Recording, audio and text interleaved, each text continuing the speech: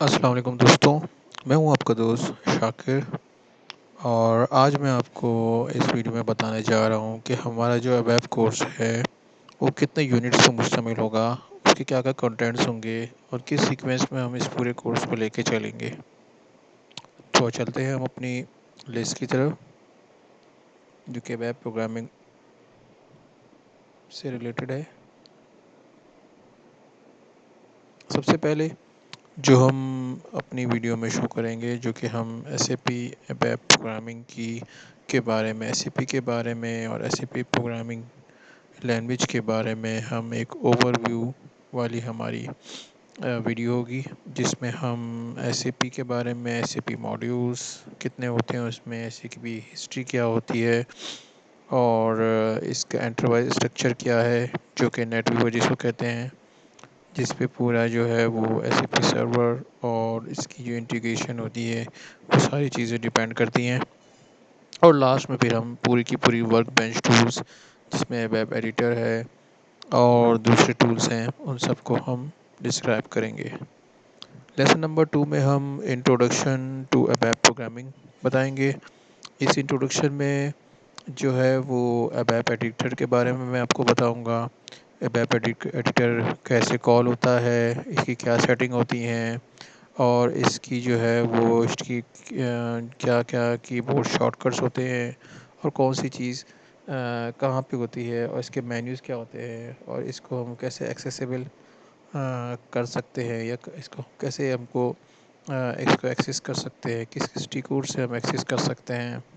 और फिर इस वेब एडिटर में हम जो है वो डिबगिंग कैसे करते हैं और जो भी बेसिक स्ट्रक्चर होता है प्रोग्राम का वो हम डिस्क्राइब करेंगे।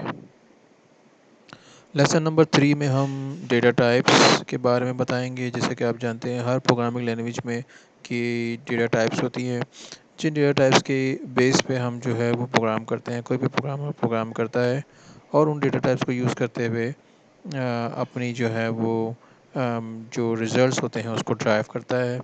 इन डेटा टाइप्स में हम बात करेंगे सी सी डेटा टाइप पे, एन डेटा टाइप पे, डी डेटा टाइप जो कि डेट का होता है, time data type, x data type को, पी को जो कि डेसिमल प्लेसेस और डेसिमल वैल्यूज़ के लिए यूज़ होता है, स्ट्रिंग स्ट्रिंग डेटा टाइप और एक्सेस स्ट्रिंग डेटा टाइप के बारे में हम तफसीली तौर पे जानेंगे।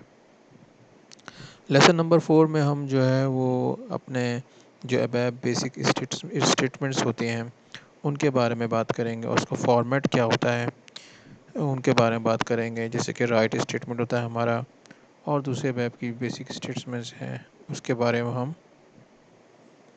तफसील से बात करेंगे।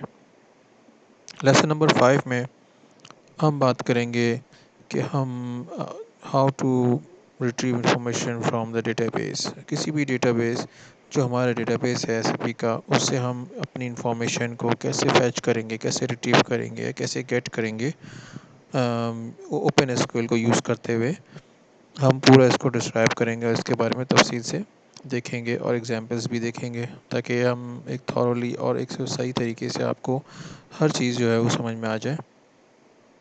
लेसन नंबर 6 में हम जो अबैप प्रोग्राम होगा उसके जो बेसिक फ़्लो कंट्रोल होंगे, जिस कंट्रोल से, जिस लॉजिक से, जिस जिस चीज़ से जो है लॉजिक बिल्ट होती है किसी प्रोग्राम में, वेब प्रोग्राम में, वो सब चीज़ें डिस्कस करेंगे। जिसमें कंट्रोल स्ट्रक्चर्स होंगे हमारे पास, डू होगा, वाइल होगा, फॉर वाइल होगा, एट्सेट्रा।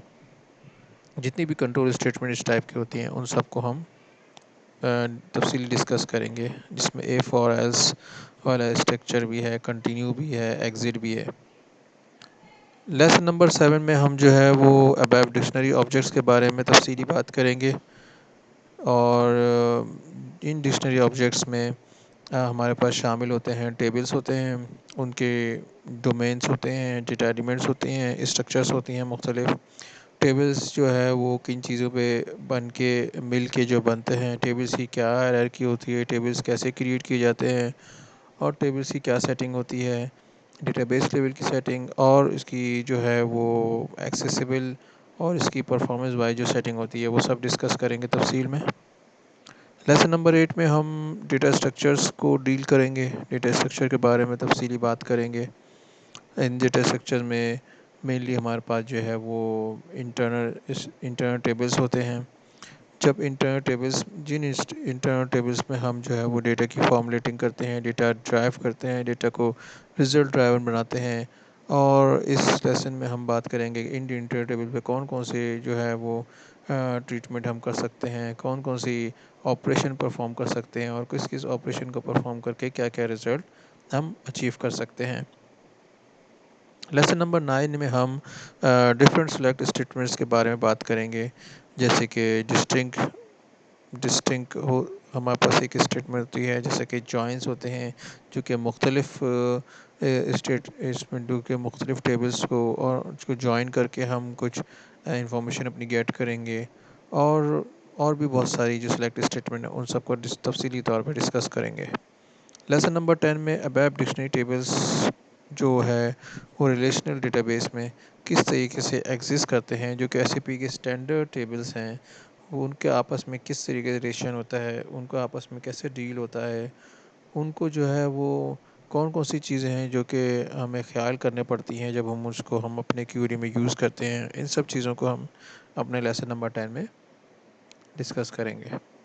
लेसन नंबर 11 जो कि हमारा सेकंड लास्ट जो कि हमारा इस सिलसिले का लास्ट लेसन होगा, जो कि जो कि होगा मॉड्यूलराइजेशन।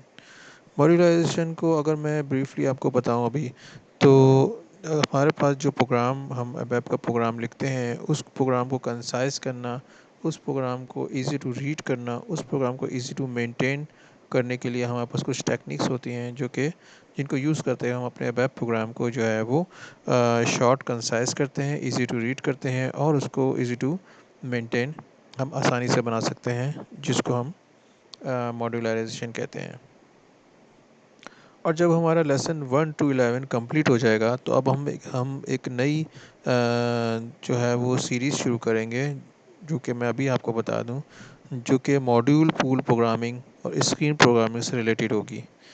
मॉड्यूल पूल प्रोग्रामिंग और स्क्रीन प्रोग्रामिंग वो होती है जो जिसके ज़रिए जिसको यूज़ करते हुए हम कोई भी एसएपी की स्क्रीन, कोई भी कस्टमाइज स्क्रीन बना सकते हैं। उस स्क्रीन के ज़रिए हम अपने टेबल्स में या एसएपी के टेबल्स में हम डेटा इनपुट कर सकते हैं और कोई भी हम जो है वो अपनी कस्टमाइज एप्लीकेशन या कोई भी अपना बिज़नेस टास्क कंप्लीट कर सकते हैं आसानी से मॉड्यूल प्रोग्रामिंग को यूज़ करते हुए। और ये हमारी अलग से सीक्वेंस होगी और इसकी अलग से हमारे पास एक पूरी प्लेलिस्ट होगी आप जो कि आपको अवेलेबल होगी। लेकिन उन सब चीज़ को जानने के लिए पहले हमें ये सारे 11 लेसन्स कंप्लीट करने होंगे, तो ताकि हम जो है वो मॉड्यूल प्रोग्रामिंग को आसानी से समझ लेंगे। दोस्तों आज के लिए इतना ही। मिलते हैं अपनी नेक्स्ट वीडियो में। अल्लाह हाफ़िज़।